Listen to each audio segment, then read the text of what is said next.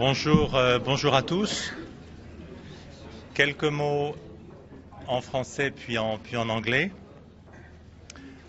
Étant entendu que Kofi Annan viendra, je crois, s'adresser à vous dans quelques minutes. Donc nous sortons d'une réunion très importante autour de Kofi Annan, que je voudrais remercier à nouveau de nous avoir fait l'honneur de venir ici, à New York. La France a pris l'initiative de cette réunion avec le Royaume-Uni, car la situation en Birmanie est d'une extrême gravité. 520 000 personnes déplacées, des centaines de villages décimés, des violations répétées et systématiques des droits de l'homme. C'est un nettoyage ethnique qui se déroule sous nos yeux.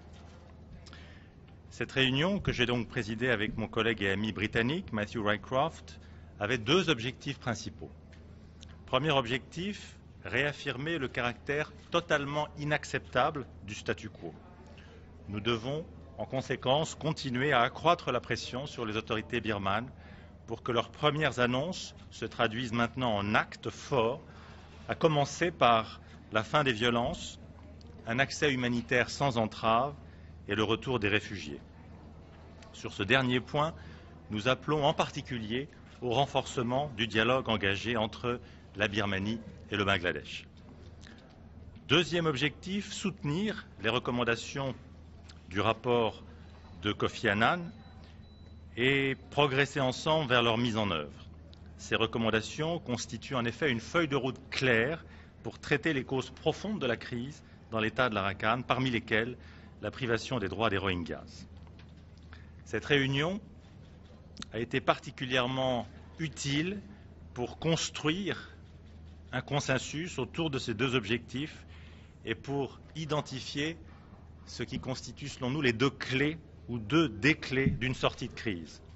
La première clé, c'est de trouver la bonne articulation entre le respect des exigences de court terme posées aux autorités birmanes et la mise en œuvre des recommandations de Kofi Annan pour traiter les causes profondes de ce conflit. La deuxième clé, c'est un engagement résolu et uni en ce sens du Conseil de sécurité, engagement auquel la France est très attachée, et nous espérons que cette réunion y contribuera. C'est dire combien la France, avec le Royaume-Uni et avec nos autres partenaires, reste pleinement mobilisée sur cette question pour contribuer à une réponse forte et unie du Conseil de sécurité. I'll try to say it in English without being too long. So we just had a very important meeting with Kofi Annan, whom I want to thank warmly for coming and honoring us with his presence here in New York.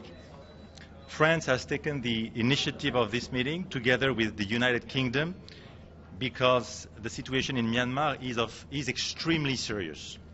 520,000 people displaced, hundreds of villages wiped out, systematic violations of human rights.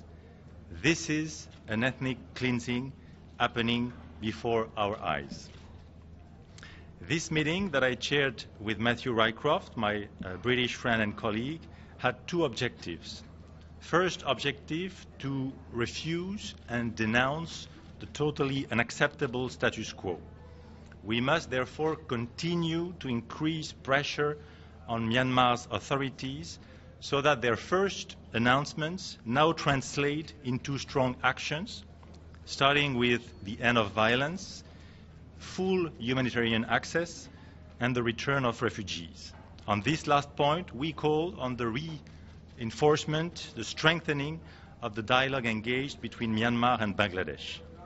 The second objective was to support the recommendations of Kofi Annan in his reports and to team up, to mobilize for their implementation. They are indeed a clear roadmap to tackle the deep causes of the crisis in Rakhine State, in particular the deprivation of the rights of Rohingyas.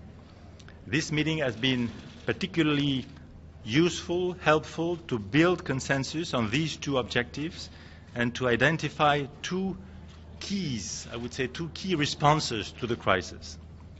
The first key is to find the right linkage between the respect of our short-term demands to Myanmar authorities and the implementation of Kofi Annan's recommendations regarding a longer-term solution to the crisis, what we call the root causes. The second key is a firm and united Security Council commitment to assuming its responsibility on this crisis. We hope that this meeting will be helpful in this regard too.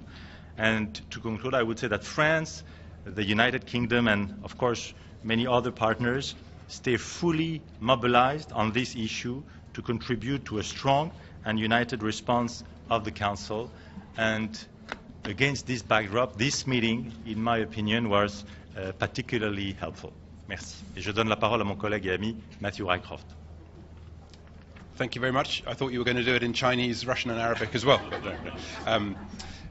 The United Kingdom, as the Security Council's penholder on Burma, as well as France as this month's presidency of the Security Council, convened today's informal meeting in order for all of us, not just Security Council member states, but all UN member states and bits of the UN family and some NGOs, to hear directly from Kofi Annan about what needs to be done for the long term to tackle the root causes of the crisis in Burma.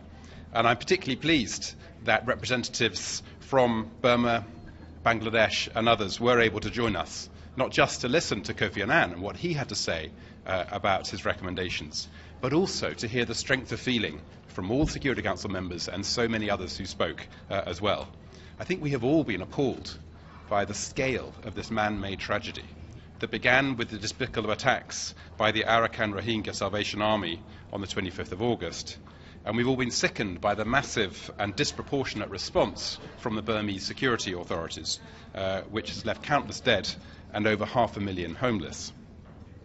It's hard to deny that this targeted violence is anything other than ethnic cleansing of the Rohingya Muslim from Rakhine State.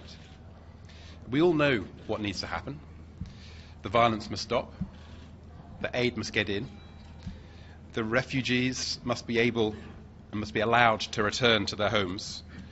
Those responsible for the suffering must be held to account. And as Kofi Annan described today, there above all needs to be a concerted and sustained effort to solve the long-term root causes of the crisis.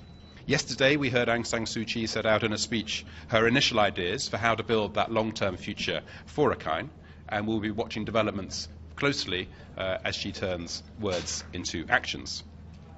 And finally, I believe that we now have an opportunity to make real progress on all of these issues for the good of all of the people in Burma.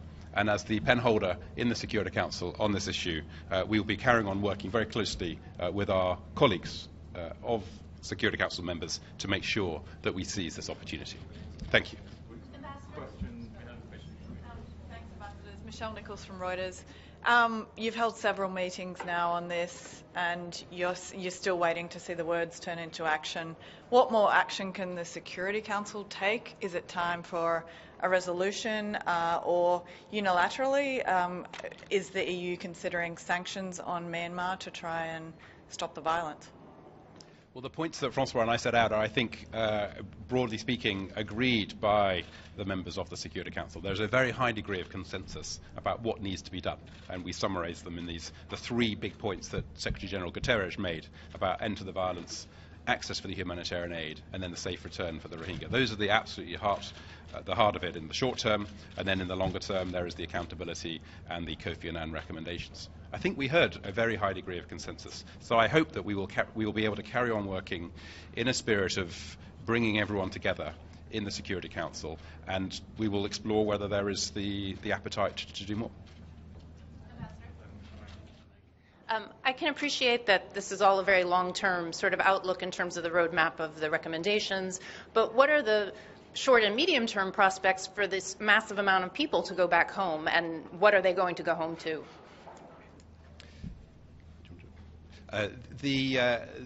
Our hearts go out to the people who have had to flee Rakhine State in such awful circumstances. As I said, there are over 500,000 of them now in Bangladesh. We pay tribute to the authorities of Bangladesh for doing what they can to look after them. The vast majority of them will want to go home as soon as possible.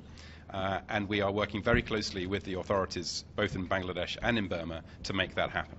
One thing that is moving in the right direction is that the Burmese authorities are being more flexible than previously about what sort of documentation and proof these people need in order to be allowed to return. The letter of the law from the 1992 agreement says that they need to have proof of residency, and it's very hard to have that if you left a burning village under attack from the Burmese security forces, as so many of them did. But instead, I think it's going to be easier for these people to demonstrate that they were from where they say they were, and then they will be able to return home. So that's one short-term thing which we'll be focusing on. It's an absolutely crucial one. Secondly, and finally, we need to make sure that the United Nations is able to coordinate the humanitarian aid delivery into all parts of Rakhine State and indeed into Bangladesh, wherever it is needed to reach the people who need it most. Monsieur Delattre, vous avez évoqué une pression accrue sur le gouvernement birman. La réunion était fermée à la presse. Quel levier avez-vous donné à Kofi Annan pour aboutir à cette pression-là? Et est-ce que vous l'enjoignez à repartir en Birmanie? Vous savez, Marie, Kofi Annan va venir dans quelques minutes vous parler et je crois qu'il est le plus qualifié pour répondre à votre question. Moi, je crois en effet que la rencontre que nous avons eue lui donne en effet un levier supplémentaire pour poursuivre ses travaux. Je crois d'ailleurs, mais il vous le dira beaucoup mieux que je ne peux le faire, qu'il y est disposé. Je crois encore une fois que la clé dans cette affaire, quand on prend un peu de recul, la clé vraiment de solution permettant d'arracher un accord ou en tout cas de faire une percée vers une solution politique et une sortie de crise, c'est la bonne articulation entre les exigences du court terme qui ont été posées très clairement durant cette réunion et de manière très consensuelle vis-à-vis des autorités birmanes. Ces exigences, elles s'appellent fin des opérations militaires, accès humanitaire plein et sans entrave, retour des réfugiés.